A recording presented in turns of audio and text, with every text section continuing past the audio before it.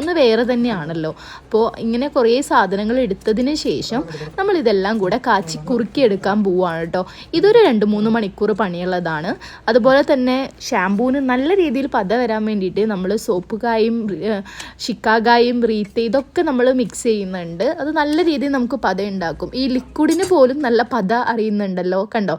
ഇത് തിളച്ച് വരും തോറും ഇത് കുറുക്കി നല്ല പത വരുന്നുണ്ട്. അതിനുശേഷം നമ്മൾ എന്താണെന്ന് വെച്ചാൽ ഇത് അരിച്ചെടുക്കും. അരിച്ച് ആ ഒരു ലിക്വിഡ് തണുത്ത് വരുന്ന സമയത്ത് നമ്മളിതിൽ ഷാമ്പൂവിൻ്റെ ബേസ്, അത് ഹൈ ക്വാളിറ്റി ബേസാണ് നമ്മൾ ഉപയോഗിക്കുന്നത്. അതിനുശേഷം നമ്മൾ ഗ്ലിസറിൻ ഉപയോഗിക്കുന്നുണ്ട്.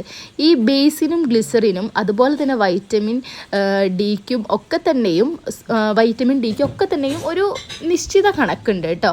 ആ കണക്ക് ഈക്വൽ ചെയ്ത് തന്നെ നമ്മൾ യൂസ് ചെയ്യണം. ഒരുപാട് കൂടാനും പാടില്ല, ഒരുപാട് കുറയാനും പാടില്ല. അതിനുശേഷം ഇത് മിക്സ് ചെയ്തിട്ട് ഞാൻ വെറുതെ എൻ്റെ